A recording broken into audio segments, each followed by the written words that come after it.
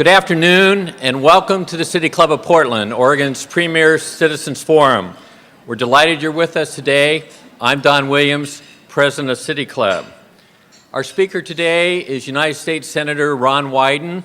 His topic, healthcare reform and the Wyden healthcare reform plan. This is a BlackBerry. Please turn off your BlackBerries and cell phones and other electronic devices for the benefit of our radio and television audiences. First, a few announcements. Is Portland a sports city?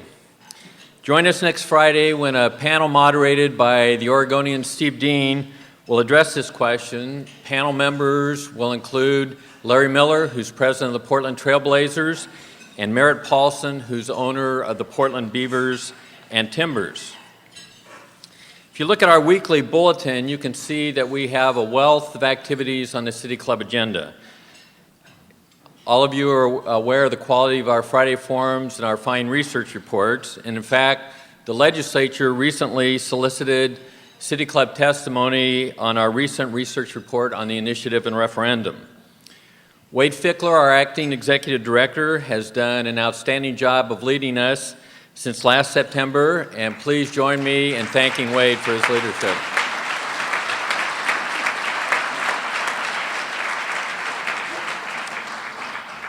Besides the interesting panel discussion next week, you also have an opportunity to attend the final Friday open house. And if you haven't ever been to one of these informal gatherings at the City Club Commons, you're missing a good opportunity.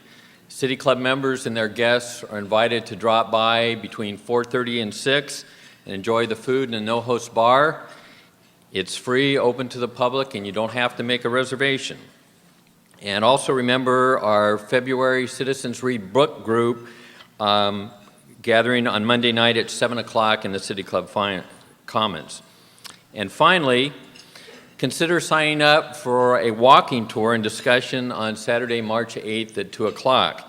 If you've been to Portland State and the park blocks recently, you've seen that the landscape is changing. And Portland's Walk of the Heroines is an innovative park designed to recognize and give artistic recognition to the vital contributions of women. It's halfway towards completion, and the landscape architect for the park will lead the tour. And after the tour, a diverse group of women leaders will have a provocative discussion on leadership led by City Club member Melody Rose. Melody is also the founder and co-director of New Leadership Oregon and chair of the Political Science Division at Portland State. It costs $10 and you can RSVP to Kim at the City Club office.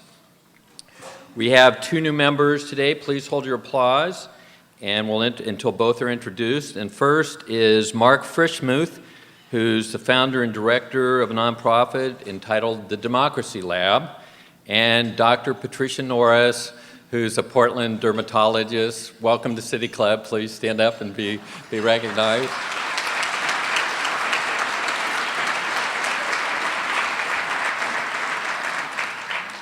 We wouldn't be able to have these City Club programs without the support and generosity of our wonderful corporate sponsors, and please join me in thanking our sponsors this quarter, Edelman Public Relations and the law firm McEwen Gisvold LLP.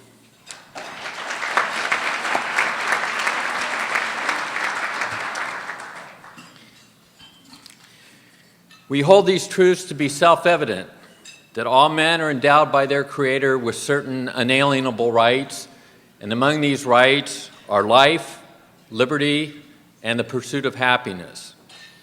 As a nation, we honor our founding fathers for their wisdom conveyed in these words from our Declaration of Independence, but in the 21st century, many Americans have come to believe that health care is also an unalienable right, one that should be enjoyed by each one of us, whether we're rich or poor. Last week, an article in the Oregonian reported on a bill that would let Oregon voters decide if health care is indeed a fundamental right. The bill would amend the state constitution and require the legislature to adopt a plan that gives every legal Oregon resident access to affordable health care. Healthcare system is obviously a focus of the United States Congress as well. Since his days as co-director of the Oregon Gray Panthers, Senator Ron Wyden has been one of the nation's leading voices on healthcare. In 2006, he proposed the first major bipartisan healthcare reform legislation in more than a decade. The Healthy Americans Act is designed to provide quality, affordable, and portable health coverage for every American. However, like any plan to change the healthcare delivery system, it's subject to challenges from insurers and all the other players in the system. Ron Wyden was first elected to Congress in 1980 in Oregon's 3rd District. In 1996, he was elected to the United States Senate in a special election and also became the first senator to be elected in a vote-by-mail election. When he was reelected to his second term, full term in office, he received more votes than any other candidate in Oregon history. As we move towards March Madness in the NCAA basketball tournament, we hear a lot about the state of Kansas. Consistent with this Kansas legacy, our speaker was born in Wichita, and he went to the University of California at Santa Barbara on a basketball scholarship. He graduated with honors from Stanford and received his law degree from the University of Oregon Law School. Following law school, he taught gerontology and co-founded the Oregon chapter of the Gray Panthers. He also served as director of Oregon Legal Services for the Elderly and on the Oregon State Board of Examiners of Nursing Home Administrators. Senator Wyden makes his home in Portland. He married Nancy Wyden in 2005, and they are the parents of twins who are 3 months old. That's William and Ava. During basketball games in the congressional gym, Ron is known for his tough defense.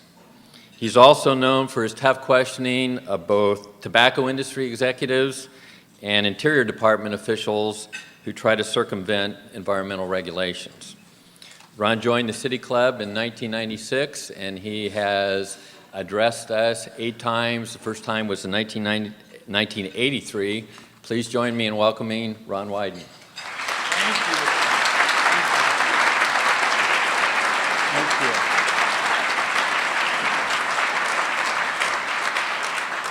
What an inflationary introduction, and I thank you for it, Don, and to you and all at the City Club. I think we're all so proud of the fact that our state has always been the leader in our country at debating cutting-edge kind of topics, the issues of the future, whether they're environment or healthcare or natural resources. And so many of those debates took place right here at the City Club. And we just want you all to know how much we appreciate the extraordinary service the City Club performs for the people of Oregon, and we're very grateful for it. I'm going to be a little bit shorter in my prepared remarks today than usual, because I want to let everybody have plenty of time for questions, and also because people's reaction to healthcare is always so personal, and it's always colored by their own kind of experiences and judgments. And I realized how personal it was recently when I was home giving a talk to the seniors. Don made mention of the fact that my background is working with the Gray Panthers, and when I was done with my talk, the seniors came running up and said, "Ron, what a brilliant talk you've given. It's been so great and so important. We've got to have it written up in the press." I see some press folks over here today. And they went on, and I knew I hadn't said anything particularly extraordinary, but they were so insistent it be written up in the press, I thought I ought to kind of wrap this up. And finally I said to one of the seniors, I said, "Well, ma'am, maybe the newspapers will write up what I have to say someday. You know, they'll write up my remarks posthumously." And this very small older woman jumps right up and says, "Ron, in your case, I hope that's really soon." So I'm giving a little bit shorter talks. And let me just take a few minutes to put a backdrop to this health discussion we're having in our country. Suffice it to say, we've been talking about this for a while now, literally 60 years, going back to Harry Truman. You can almost set your clock by it. Every 15 years or so, we take another run up the hill. Gets awfully polarized. The special interest groups collide with each other. The Republicans say the Democrats are just for big government and socialism, and the Democrats say that the Republicans are the tools of special interest lobbies, and it all just kind of goes by the board. But I think this time it's going to be different, and I want to outline why I think that's the case. And in particular, the big difference between now and the last time, during the Clinton years, 1993 and 1994, we're going to start it on a bipartisan basis. We've got 12 United States senators, 6 Democrats and 6 Republicans now co-sponsoring the Healthy Americans Act. I asked the Library of Congress folks to take a look at the history of the debate, and as far as I can tell, in the history of the Senate's discussing this topic, we have never had 12 United States senators, 6 Democrats and 6 Republicans, on an actual piece of legislation. We're not talking about campaign slogans, not talking about bumper stickers, not talking about promises. An actual piece of legislation, S-334, it's on the web, so people can read it and they can comment on it. And I think that at least gives us a chance to start this a little bit differently. And I'm just going to take a few minutes to tell you a bit about the principles behind the bill and then sort of how it folds out for the 300 million of us in our country. The first principle is we're spending enough money on health care. We're not spending it in the right places. And by way of that judgment, we're going to spend this year $2.3 trillion on health care. There are 300 million of us. You divide 300 million into 2.3 trillion, and you could go out and hire a doctor for every 7 families in the United States. You could go out and hire the doctor, say, "Doctor, this year your job is going to be to take care of 7 families. We'll pay you $200,000 for doing it." And I mentioned this to a group of physicians just recently, and they said, "Ron, where could I go to get my 7 families?" That sounds pretty good. I could be a doctor again. We're spending enough, we're not spending it in the right places. The second point behind the Healthy Americans Act is, for the most part in this country, we don't have health care. What we've got is sick care. And we'll write out checks for $30,000, $40,000, $50,000 for a senior citizen's hospital bills. No questions asked. Goes from the carrier to the hospital. Medicare Part B is the biggest outpatient program in the United States, and they won't pay one dime to reward prevention or wellness. Not one dime to reward lowering blood pressure, lowering your cholesterol, stopping smoking. We change that in the Healthy Americans Act. We give the government the authority to do that. The third area that we focus on is modernizing the relationship between the employer and the employee in American healthcare. And for all practical purposes, we have a vacuum tube era healthcare system for a microchip world. And the employer and the employee relationship was defined out of the 1940s. Now, I don't see anybody driving a car around Oregon neighborhoods from the 1940s, but we're pretty much using the same frame for the employer and the employee that we did in the 1940s in 2007. And it probably made some sense back in the 1940s, but it sure doesn't now. When workers want a portable product, they want something that they can take from place to place to place. And I think Mike Roach may be here. Mike, can you raise your hand if you're floating around? Mike Roach, a member of the National Federation of Independent Businesses, who's been in this fight with us from the very beginning. Mike points out that the lack of portability is bad for both the employer and the employee because it puts everybody in a straitjacket. And so it doesn't work for the worker and it doesn't work for the employer. And let me tell you, if you open a business today in the state of Oregon, you pretty much spot your foreign competition 15 to 20 points the day you open your doors because of health care. Your premiums go up 10, 12, 14% a year. Your foreign competition gets health care furnished by the government. We cannot sustain this. So modernizing the employer and the employee relationship is critical. And the fourth point behind the Healthy Americans Act is that we've got to focus not just on cost, but we've also got to put a new focus on quality and people being able to get the kind of result from the treatment that they are securing from the healthcare system. And what this means in a very literal way is that Americans want to know who are the providers, and particularly the providers nearby, who are best at treating various conditions. They want to know who are the best people, for example, at treating diabetes, or treating kidney disease, or dealing with a difficult pregnancy. And I will tell you, friends, today you can get a lot better and more accurate information about buying a washing machine than you can about healthcare providers. And so we put a new focus in our legislation on making it possible for people to get that information about quality services. So what I'd like to do is wrap up by describing to you how the new order will work for the 300 million of us that I mentioned incurred all of those costs, several trillion.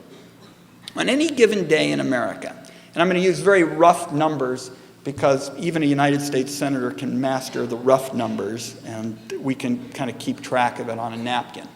On any given day in the United States, 50 million people or thereabouts will get their health care through Medicare or the military.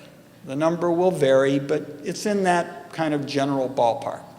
In the Healthy Americans Act, we say there's plenty of heavy lifting to do to improve those two programs, but the structure of those programs is by and large sound.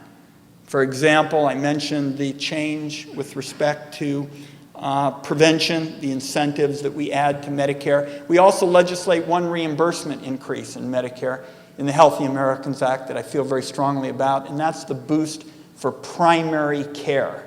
We've got to boost primary care because the lack of it in many communities, in effect, discombobulates the whole healthcare system. In Central Oregon, for example, they told me recently the specialists, because there's so little primary care for seniors, are trying to pick up the primary care role, and they simply can't take it on. So set aside, for purposes of following the 300 million people, the start with the Medicare and the military. Structure is sound, plenty of improvements that are going to be needed. I also favor putting a stronger ability to pay test, for example, in Medicare. The second group of people are the 153 million people who get their care through the employer-based system. The system that I've just described needs to be modernized. What we say in that instance, in order to make a transition from the 1940s until 2007, where the individual has the new role, is that for the first few years, the employer is required to give the worker the cash equivalent of what they now spend on the worker's health care, in effect cashing the worker out. We adjust the worker's tax bracket so the worker doesn't pay any new taxes on that compensation. So at this point, I have legislated the biggest pay raise in the nation's history. And workers are going to say, this is pretty cool. Guess I'll take my money and go off to Hawaii or something and play some golf in Palm Springs. Not so fast. As part of the legislation, we require that you buy a basic insurance package: prevention, outpatient, inpatient, and catastrophic. And to make it easier for you to do it, we reform the private insurance market. So the private insurers can't cherry pick. They can't hit the people who have pre-existing conditions. It is a new day for private insurance. They compete on the basis of price, benefit, and quality, not who can shed risk, which is what it's all about today, trying to find a way to shed the risks and send fragile people over to government programs more fragile than they are. So we changed that insurance market. But in doing so, for that 153 million people, the worker wins and the employer wins with the very first paychecks that are issued. The worker gets more money in their pocket, the employer gets out from under the rate of growth. The next group of people are people who, and there may be 57 million of them on any kind of given day, are either uninsured or they're in the individual market. They're out there by themselves. We say for those folks, and it's got a lot of the features for the people in the employer-based area, that they have to buy insurance too. But we make 4 changes that we hope will and believe are going to make their lives much better than they are today. First is, all of them are going to be part of a large group. They're going to be part of a large pool, which is absolutely key to holding down the cost. In other words, if you're in that individual market, you're out there by yourself or you're with a small group, you don't have the advantages, for example, that members of Congress do as part of a big pool. So they're all in a big pool. Second, they're all going to have reduced administrative costs because they're going to get signed up once and then everything else is administered through the tax system and through the magical world of electronic transfers. Third, they get the protection from insurance company discrimination that I described for those in the employer group. And fourth, they can get a subsidy if they have a modest income and have difficulty affording their coverage. And we've got the money to pay for the subsidy because we redirect the tax code. It is perhaps the best kept secret in our country about how the biggest expenditure in American healthcare, the money that goes out through the tax code, is so regressive and rewards inefficiency at the same time. It's about 208 billion, and the way it works is if you're a high-flying CEO today in the United States and you want to get a designer smile put on your face, you can go out and do it and write off the costs of your smile on your federal taxes. But if you're a low-income woman working at the corner furniture store and they don't have a company plan, you get nothing, number one, but you end up with the privilege of having your federal tax dollars go to subsidize the high flyers' smile. I think that's wrong. I think it is outlandishly wrong. So we redirect the tax code in order to give that person some help. Last group of people are folks on Medicaid. And I went out and spent a lot of time with low-income folks in our state and elsewhere and came to the conclusion that the Medicaid program doesn't work very well for poor people and doesn't work very well for taxpayers. If you're poor in our state or anywhere else, the name of the game is to squeeze yourself into one of the boxes in order to get some coverage. You got to find a way to contort your body and your families into one of these boxes in order to get coverage. I think it's a waste of money, and it's certainly degrading for poor folks to be involved in that. So what we said is we will make coverage for poor people automatic. They'll have a private insurance card just like members of Congress. They get all of the protections that I just outlined for people in the uninsured category. But they also get something else that I feel strongly about, and that is that if you've got a poor kid getting a benefit in Oregon or any other state under Medicaid that a congressperson's kid isn't entitled to, you're still going to get it. We have a Medicaid wraparound, so that program for a low-income kid and that extra benefit will continue, and the federal government's got to put up the money for doing it. So that's a little bit about how it works, and I want to wrap up with one last point. I think it's obvious that this is going to be a huge, huge chore. Anybody who's talking about fixing health care, I was looking at your program over Don's shoulders, Ron Wyden's going to fix health care. Man, a lot of people think the federal government can't organize a 2-car parade, let alone, fix health care. ought to approach it with a fair measure of humility. So we're spending this year, the sponsors, working with groups and individuals, picking up support. Today I was pleased the Oregon Medical Association formally announced the Healthy Americans Act, and that was a wonderful bit of news. But I don't underestimate the challenge, even the educational challenge in it, and I'll close with a little story that is true. It has the advantage of being a good story and being true. From Central Oregon and St. Charles Hospital there, I was making the talk. I was about at the point in the program now, and a fellow had his hand up, and I could see he felt really strongly, and he says, "I like you, Ron. You're a good guy. You were against the war," or whatever it was that he felt strongly about. But he said, "Where in the Constitution does it say I gotta buy health care? Just show me. Show me the line in the Constitution where it says I've got to buy health care." So I had a sense of what was coming. I looked at him, and he was like 28 years old, beautiful tan, 0 body fat, ate granola 3 times a day, I'm sure. And even a United States Senator could tell this was a skier. We're in Central Oregon.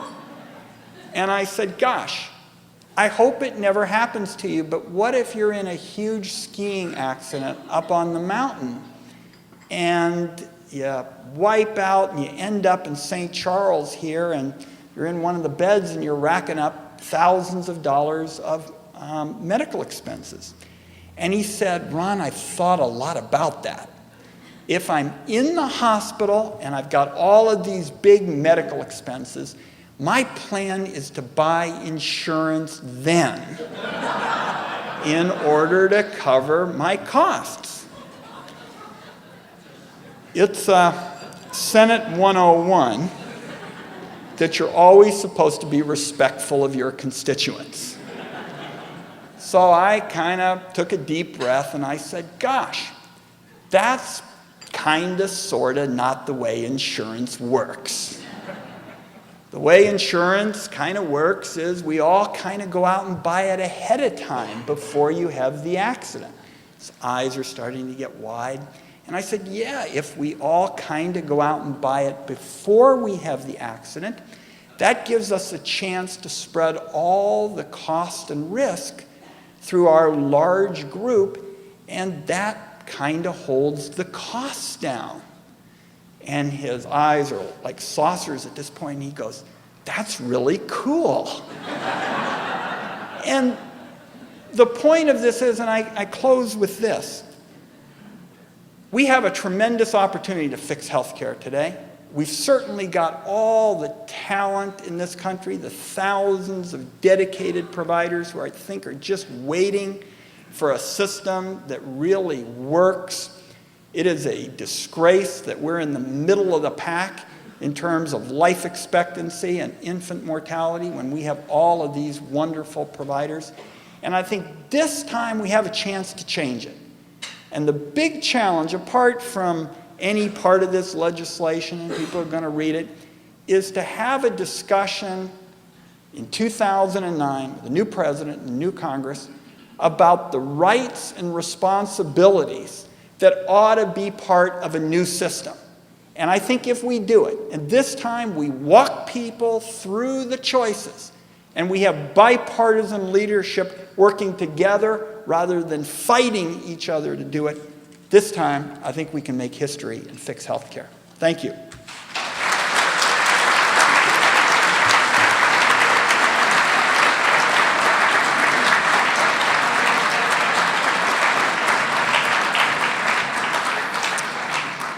Thank you very much, Ron. And now we come to one of our favorite parts of our Friday forums, the question and answer period. And asking questions is a privilege of City Club membership.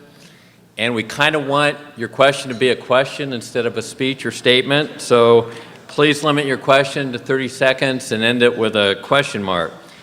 Today's first question will be asked by City Club member, board host, Carla Kelly. Among her responsibilities on the City Club board are chairing the program committee, which puts on our 44 Friday programs during the year. Carla is General Counsel of the Port of Portland, and she's been a City Club member since 1981.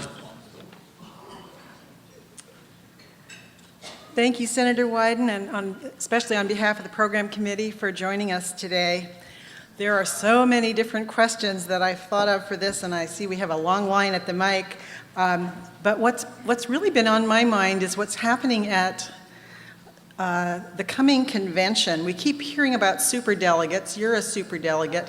Where healthcare is concerned, how much of a difference is it going to make which of the candidates gets the nod, and what exactly is a superdelegate, and what are they going to do? Superdelegates, of course, have taken on this mythical status, and everybody is asking what they are. They're largely public officials and campaign, veterans, leaders in the Democratic Party in the various states. I will save you some time so that you know how I'm approaching this. I decided many, many months ago, when it became clear that we would have significant bipartisan support for the Healthy Americans Act, that I was going to be neutral with respect to the presidential campaign. And the reason I did that is that I felt if I had made an early endorsement, the first thing everyone would say is this Healthy Americans Act really isn't a bipartisan effort. It is Richardson Care, or it is Obamacare, or it is Hillary Care. And I felt that all of our bipartisan work in the Senate and in the country would be colored by that particular judgment. So I've been neutral. And I will add one point to this, because I think what we're doing in this legislation is the hard nuts and bolts work that you can only do, frankly, if you're not running for president. I've gone to see about 70 members of the Senate in their office to talk about health care, to by and large listen to them and answer any questions. You can't do that if you're running for president. I mean, if you're running for president, sometimes it's a wonder they even know what city they're waking up in, given that kind of schedule. And that's why what we've got to do, and hopefully some of this will get done during the campaign season, is to get into the sort of nuts and bolts of how you're going to make the tough decisions. For example, the one the press is talking the most about on health care between Senator Obama and Senator Clinton is this question of the individual mandate. I'm sure you saw it last night even in Texas. Both Mrs. Clinton and Senator Obama have a valid point. I think the Healthy Americans Act bridges the two groups, bridges the two camps together, because when Senator Obama makes the correct point that a lot of people don't buy coverage because they can't afford it, the Healthy Americans Act comes along with the redirecting of the tax code and the pooling and the administrative changes to try to respond to it. So my hope is that the work we're doing now in terms of trying to flesh this out is the kind of work that we can get done, because I guess I picked up this title along the way. I became the Senate's designated driver. I thought that there ought to be one person in the Senate to announce he's not running for president. And that way you could stay behind and talk about health care and those kinds of things. Yes? Hi, Kathleen Borman, City Club member. I would like to know, is your plan a single-payer system? It is not. It is much like what members of Congress, have, and what I have as a member of Congress is a Blue Cross card. I can choose between all of the private coverages, a Kaiser, Secure Horizon, something of that nature. And what we're doing in the Healthy Americans Act is making sure that all Americans, other than those on Medicare or in the military, can have the kind of private sector choices members of Congress have. Thank you. Erwin Mandel, City Club member. Does your plan also cover mental health? It does, and it's something I feel very strongly about. My brother was a schizophrenic. I watched for years and years as he and others were jostled around by the mental health system. Those are people who don't have political action committees, and they don't have lobbyists, they don't have lawyers. And to have them all over our community in our streets until they hurt themselves or somebody else is just morally unacceptable. I feel very strongly about parity and mental health coverage, and it's in the basic benefit package.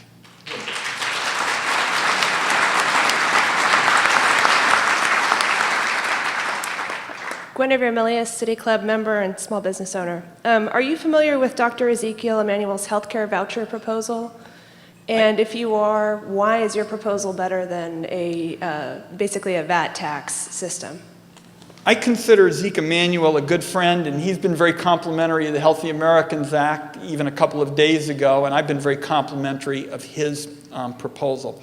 The big difference between myself and many others who I think are doing very good work in healthcare is it's my judgment that we're spending enough money on healthcare and we're not spending it in the right places. That's why I touched in my first principle about the $2.3 trillion being spent by 300 million Americans.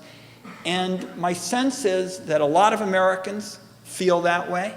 It may have even colored the judgments on the tobacco tax measure that came up in our state.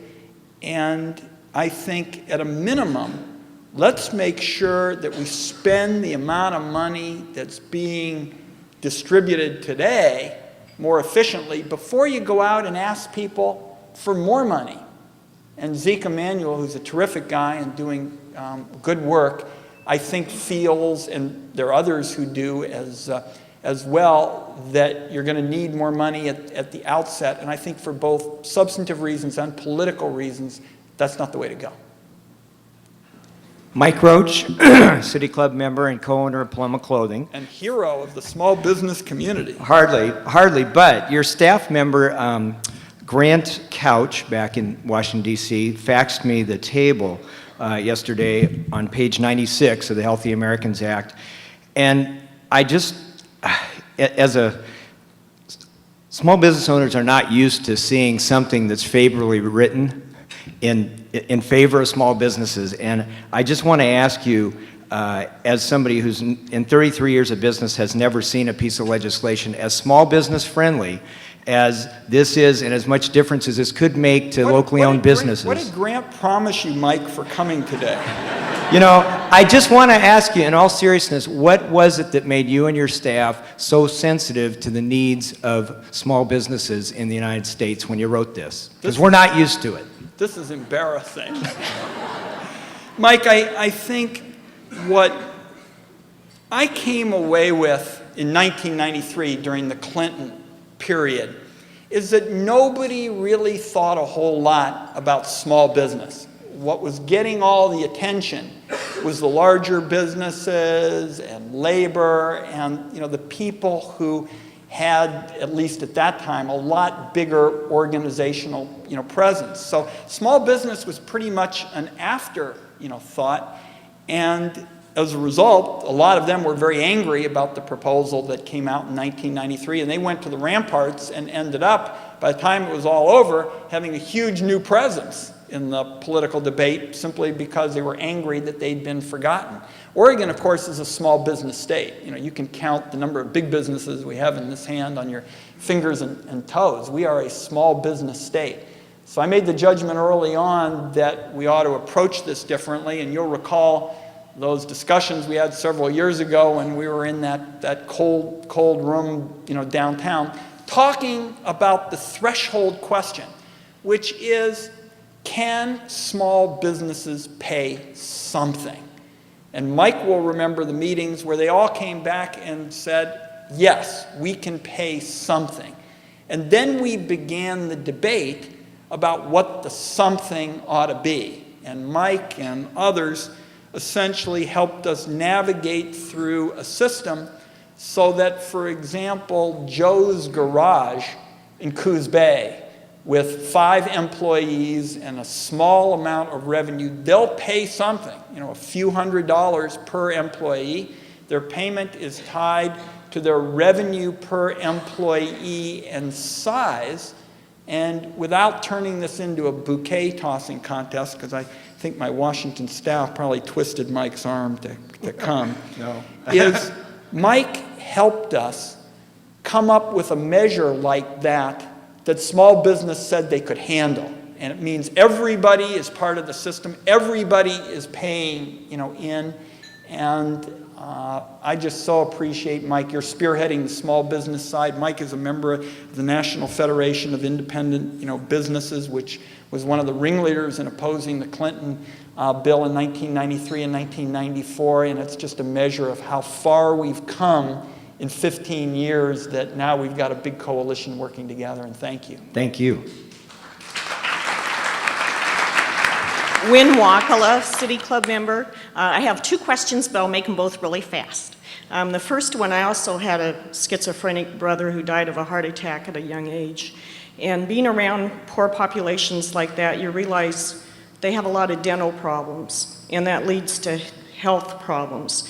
So I wondered if your plan would take care of that. And the other thing is, with these specialized groups, like if you said, like you talked about competition, like somebody might be really good at heart care and someone else might be really good at childbirth or whatever, is there a possibility where eventually all those specialty groups those people would get together and then you could go just to that one or go just to that one for whatever symptom you had?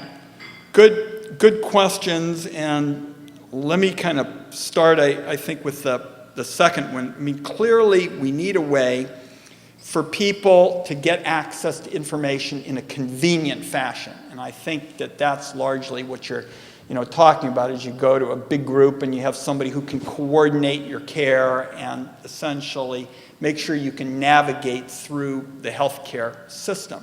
That's the point of a bigger group. We met with the providers, and there is a growing interest in something called a medical home, where in effect, in a large organization, somebody is designated really as the point person to walk you all the way through the system and is actually accountable for making sure you get to the right people at the right time. Well, in the Healthy Americans Act, we call it a health home, so that not only would physicians be coordinators, but nurses and physician assistants and others could be the coordinators as well. It's a part of the bill that's gotten a pretty good reaction in terms of dealing with your second point, so that people in these large organizations and large groups could get the benefit of having all those services under one roof, but also some person would actually be accountable, and that's the person who runs the health home. On the dental side, all children get dental coverage under the basic, package. There is some coverage for adults, but what we said on the basic benefit package is that every plan that's offered in a state or a region, because it could be done, regionally as well, has got to offer the basic package that members of Congress, get, or what's called the actuarial equivalent.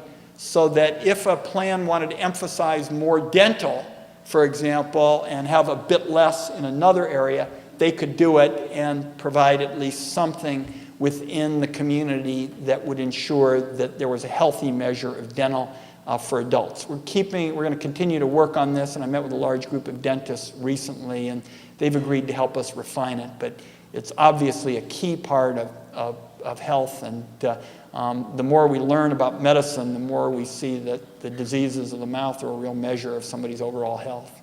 Thank you. Chris Almond, City Club member.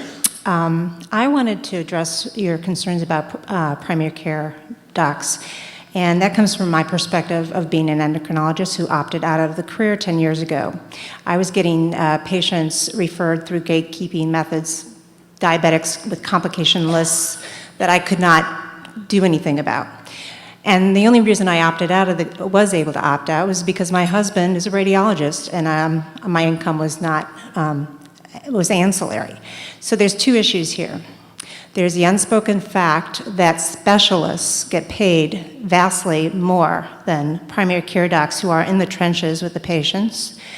And number two, there's the question of how do we address the fact that if we're going to measure care, what the care doctors give, and you have higher risk patients coming to a doctor, how the how we may avoid possibly that these patients will get any care at all because of that desire to do well. Two very good points. What I've been struck by in the primary care discussion, was along the lines of what I mentioned in Central Oregon. In Central Oregon, there is so little primary care that the specialists are trying to pick up on it. And when they heard that I was providing a reimbursement increase for primary care, they said, that's really good for us because this is not an area we're trained in. We'd like to be able to focus on our specialties. So my sense is that boosting primary care and giving it a larger role in the future of American healthcare and better reimbursement. And just as you said, a lot of primary care doctors can't get enough reimbursement in order to keep the lights on. So that's why they're, simply leaving the field. Now, first we legislated increase in the primary care reimbursement rate. And second, people who come to those primary care physicians' offices will be carrying around a private insurance card like the one I've got in my pocket. They will not be coming bare without coverage, producing more uncompensated care for those primary care docs and making it hard for them to stay in business. On the second point about measuring the quality, it's pretty obvious that this measuring quality is a very inexact science. You cannot just stand up and say, we're now going to hereby put out a rating and give everybody a number, and that's going to be that. And certainly there's going to have to be some allowance in any kind of system that measures quality for physicians who are taking high-risk cases. It's not going to be enough to just clump all the patients together. And I've asked a group of Oregon physicians headed by Rich Adelson to help me on this quality measure, and any of you who are physicians and are interested in that, feel free to call us because this is a very, very inexact science, and I'm trying to approach it in a way that will allow physicians to feel confident in particular that the information that's getting out is an accurate measure of what's happening. Yes? Bill Holmer, City Club member. You mentioned that all Americans' attitudes towards healthcare is based on their personal experience with the healthcare system. And I brought my 7 examples of what's wrong with the healthcare system. But I'm not going to go through those, obviously, with you today. But what these examples all have in common is a result of what I would describe as a conspiracy among the doctors, the hospitals, the insurance companies, and even the federal government to conceal the true cost of health care from the patients. And so my question is, how will your proposal for health care reform make sure that patients are getting true cost information about their various health care alternatives so that they can make wise health care choices? The question of transparency and how you get information is central to a new system, because that's something people are going to look at in terms of, do we have confidence we're making the right judgments? That's why I feel so strongly that it's time to lift the shades on this employer-based system, because that is the area where the most money is spent and where the patient, the consumer, is completely in the dark.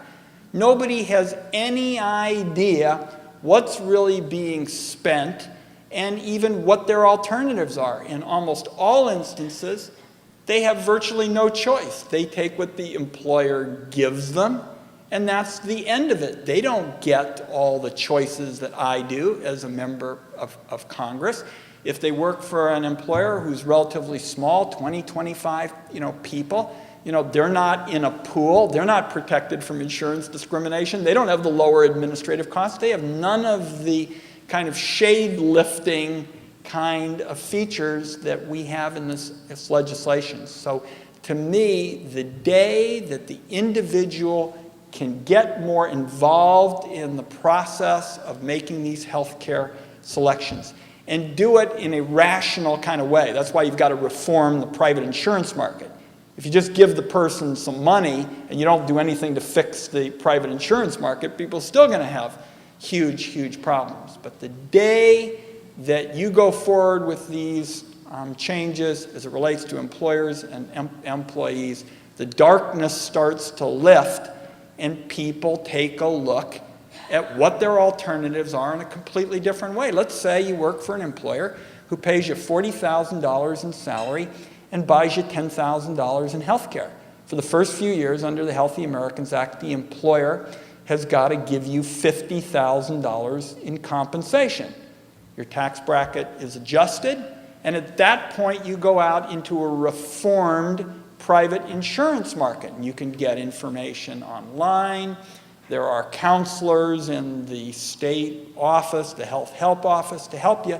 But the bottom line is, in that particular example, if the individual in a position now to guide more of their own choices can find their next health package for $9,500 rather than $10,000, they have $500 in their pocket to go fishing in Central Oregon. We have changed the nature of the system by bringing the individual into this role that I would submit changes the relationship of those various interest groups in a very direct way. Eva Schweber, City Club member and small business owner. We do provide insurance for our employees, and I recently went to a presentation on what's called value-based purchasing. And the idea is, and I'm kind of shocked no one has mentioned pharmaceuticals yet, the idea is we're all familiar with tiered pharmaceutical reimbursements, and that it is often less expensive to pay for those more expensive medications rather than dealing with the complications later. The problem with this system is the premise is that the large employers can negotiate this with their insurance companies, and us small employers who participate in that small insurance pool don't have that power. So I'm wondering, if you are removing the employers from this system, is there someone who can do that negotiation so that we can focus much more on the preventative health as opposed to dealing with the consequences?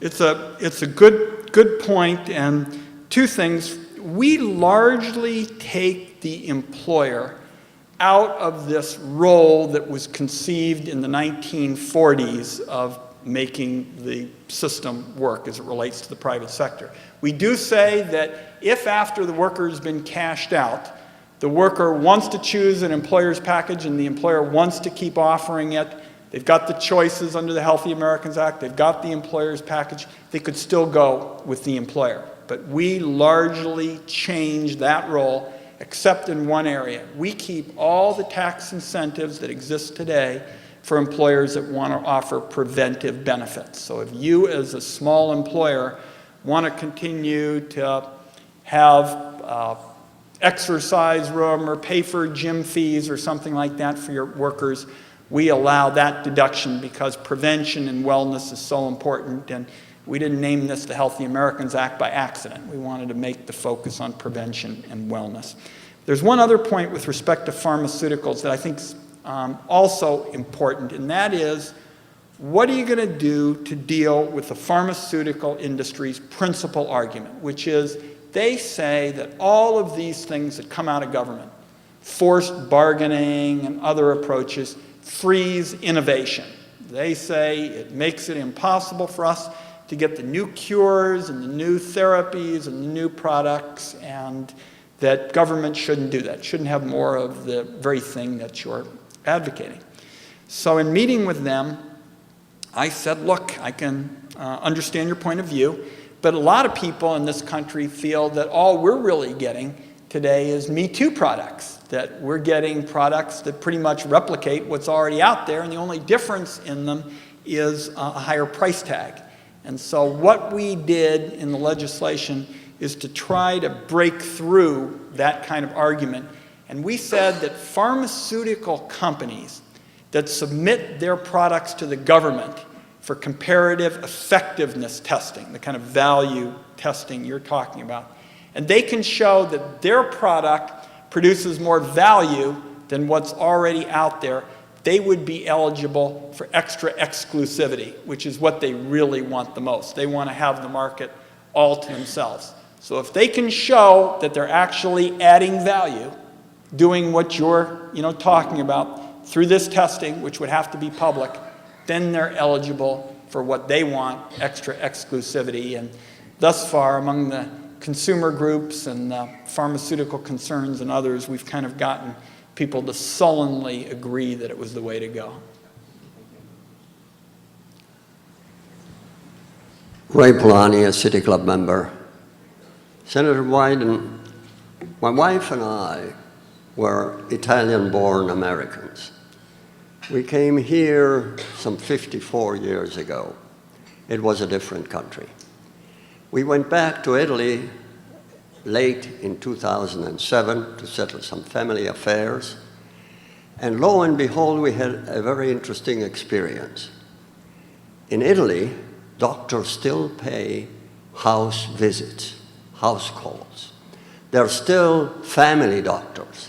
They know about the family environment, and that helps them a lot in the profession.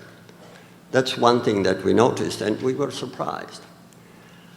Regarding your plan, all I have to say, you mentioned $3 trillion, and I would remind you that $9 trillion is the national debt, which is it's actually so big that I thought I would mention that $9 trillion is 9,000 billions.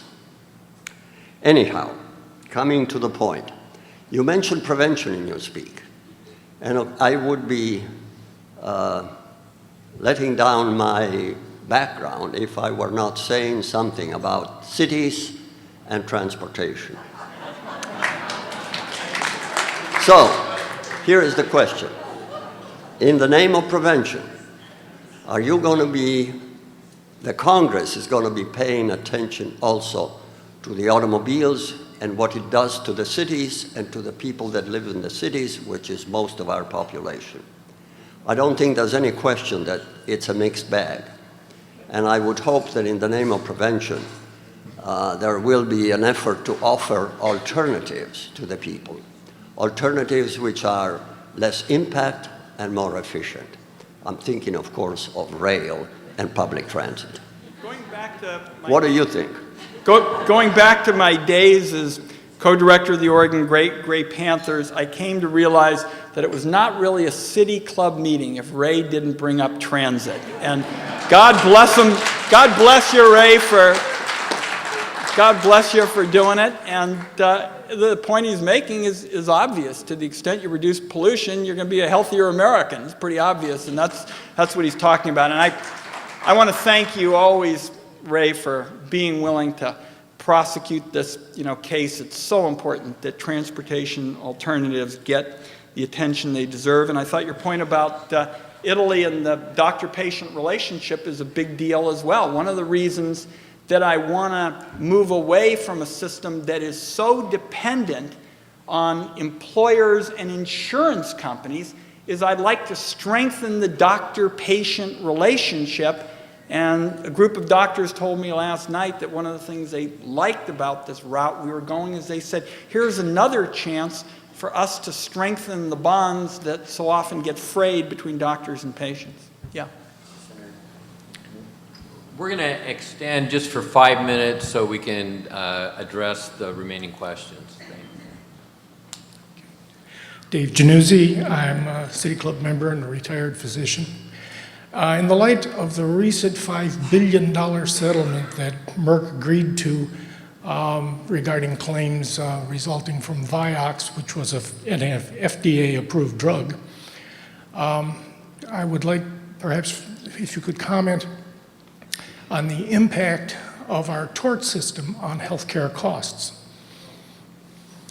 Let me talk about the question of the tort system, both in a kind of substantive and kind of political context as well, because as we move towards the end, I think it's also kind of appropriate to describe part of the challenge. If you go to a Democratic meeting today and talk about health care and go through the Healthy Americans Act, they say, Ron, go get them. By God, that's really great. You're changing the private insurance business. If you change those insurance companies, will fix health care. They're the problem. If you go to a Republican meeting, they say, Ron, really glad you're working on this health care. See that you've got some things in here on legal reform. Boy, if you nail the trial lawyers, everything's going to be fine. So Democrats say it's all the insurance company's fault. The Republicans say it's all the trial lawyers' fault. Back in 1993, it was blame somebody different every single day. One day it was a doctor's fault, next day it was the insurance company's fault, next day it was the trial lawyer's fault, next day it was business fault. Look, there's enough blame to go around if you're interested in that, and I'm not much interested in it. So what we did is we actually put up a chart, a kind of grid that said all of these powerful interest groups are going to have to accept some changes they've resisted in the past if we're going to fix health care.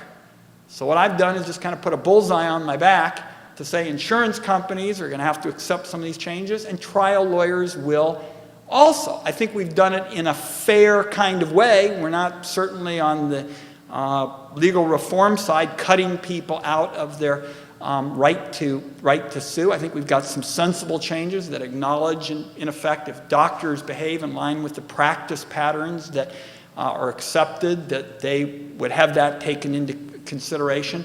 But I think that's going to reasonably help us to hold down some of the defensive medicine that's practiced without cutting the many consumers who have a right to use the legal system to hold folks accountable. But this is going to be ultimately a question of saying to all of these very powerful interests, you're going to have a chance to do what you and your members do well in a new system.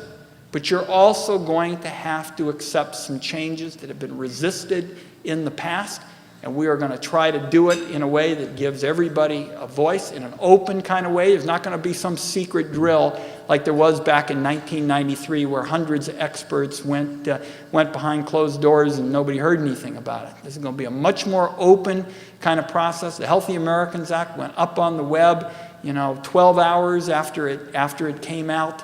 And I think that way we can ensure that as it relates to the legal reform issues and the insurance reform issues and the ones that the biggest lobbies in the country feel strongly about, that we have a chance to have that debate. And it is not going to be a quiet debate, either, but have a chance to fix health care in a way that brings the American people in the discussion and leave them feeling they got a fair shake. Elsa Porter, City Club member. I have two related questions. The first is, if health care is a right, then why are we treating health care as a market commodity instead of a public good? And related to that, here in Oregon, we have learned that we can provide publicly basic essential health care. I'm wondering why the Healthy Americans Act is not considering doing the same thing, identifying what constitutes basic essential health care. In Oregon, it's quite substantial, and providing that as a public good and allowing your chief executive officer to buy his cosmetic surgery out of his own pocket. The points you're making are good ones and are going to take us a little bit longer to unpack, but just to save some time, Mr. Cosmetic Surgeon, the high-flying CEO with his designer smile, does exactly what you described under my legislation. He buys it with his own money without a taxpayer subsidy under the Healthy Americans Act. That's the heart of the change, is those people no longer will have taxpayers subsidizing those services that all of us would agree aren't warranted. Now, in terms of the basic package, I made the decision that you have to start somewhere. And in Oregon, of course, with the Oregon Health Plan, under John Kitzhaber's outstanding leadership, we went off to drafty halls and started talking about the package that would be a basic one for everyone in Oregon. And beyond the fact that the private sector essentially left the whole equation. They got out of the whole topic. I just didn't see how 300 million people could all go off to drafty halls and be part of that discussion. So what I said is, let's take the middle range package that members of Congress get.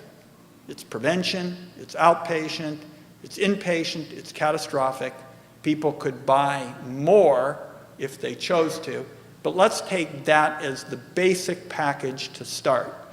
And then, sort of through the back door, we brought a little Oregon thinking into it and said, after a couple of years, we'll have a citizens advisory board that will counsel the Congress on how to adjust the package to take into consideration what we know about what produces the best quality and what's medically effective and what's cost effective. And a number of people have looked at that and said, boy, Ron, you brought a little bit of that Oregon thinking into it, and I think that's pretty much right. So that's how we approach the basic package. The last point you mentioned really touches on the question of whether you should have a single payer, system, and you basically shouldn't have the insurance folks involved.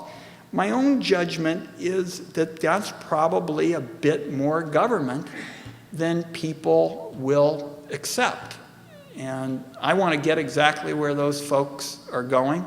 The people of Oregon voted against a single payer system, in the past. We'll surely debate it. We have the state waiver approach so that states can go off and still try under the Healthy Americans Act to do essentially what we're talking about, and that will create some other opportunities for reform. But I know when I have a community meeting, and I go to every county in Oregon, there's a fair number of people who are for a single payer system. There are a fair number of people who say that's way too much government. We voted against it in Oregon. And there's sort of a deadlock between the two camps. And when somebody stands up in the back of the room and says, Ron, I've got the solution. I want what you people have in Congress, the whole room breaks into applause. Now, people don't necessarily know what we have in Congress, but they figure if we've got it, it's good. And that's why I modeled the proposal after I did. And thank you for the good work you've been doing all these years, Alice, very much. Muriel Lezak, member, and you've answered my question partly already, which the basic question was, why do we need private insurance companies? Are there any other reasons to have private insurance companies? And can you give us some idea of what proportion of the money that goes into a private insurance company comes out as honest-to-God health care? Under what we've proposed, Muriel, and you can see it in the Levin Group's report, these Levin folks did the analysis. They do everybody's. They did the governors and the presidents and everybody's, and we can point you to the page. But under our approach, there'll be about 5 or 6% of the dollar going for administration. And that's what you have with these very large groups. That's absolutely key to this. And I'll tell you, there's going to be opposition to the insurance reforms in this. Make no mistake about it. Now, people like Mark Gantz, who has advised me on it, tells me that there are going to be a lot of private insurers who are going to be interested in a new universe where they're competing not on the basis of shedding risk. And remember, that's what this is all about. The argument for insurance reform can be summed up in one sentence. To do well in the insurance business, you have got to do the best possible job of shedding risk and finding a way to get everybody you possibly can inside the doors who's got no body fat and eats all that granola and is healthy as a horse, and shed everybody you can who is a heavy care case and has some kind of serious illness. We say that everybody's on the same footing, that the private insurers can no longer benefit by doing what they're doing today, which is shedding risk, and that they've got to compete on the basis of price, benefit, and quality. And if you have the large pools on top of it, you hold down the administrative costs, as you'll see in the Lewin report. But I know that many, many concerned Oregonians share your view that we ought to just take the private insurers out of the ballgame, and for the reasons that I've outlined this afternoon, I chose the approach we did. Ron, last question. Okay. One last question, and I think Susan you're Bennett, liberated. City Club member. I'm concerned about those people who work and have insurance and can't afford the co-pays. I have a poster child of someone with pancreatitis that's compromised her liver and her kidneys. She makes $800 a month, and she only goes to the doctor for acute infections. You are really an appropriate way to wrap up the program, because it's obvious that there are thousands and thousands of people in Oregon just like you, and millions across the country, who work hard and go to bed at night and just try to figure out how they're not going to get hit by this healthcare, wrecking ball. And we put a number of provisions in the legislation to try to help, and we're still going to be working to secure more. For example, we have a catastrophic, benefit. A great many people in the situation that you've just described basically run through everything. They just run through every dime they possibly have. And in the private sector, actually go through their $1 million cap. They go through $1 million on private health care, and people who've been making big wages and have real savings end up in a few years with nothing. So we have tried to account for that through the catastrophic benefit. It's my thinking that we're going to try to add a special risk pool so as to provide additional help to the kind of care that you're talking about. And as far as I'm concerned, we don't get this right, and I've already described this bill as the beginning of the discussion and not the end, until we make sure that somebody like you can go to bed at night not having to fear you're going to get wiped out by health care costs. We are the strongest and richest country on earth. It is time for us to figure out how to do what every Western industrialized nation does, and that is to give someone like yourself real health care security, and I'm committed to stand at this until we do. Thanks for having me.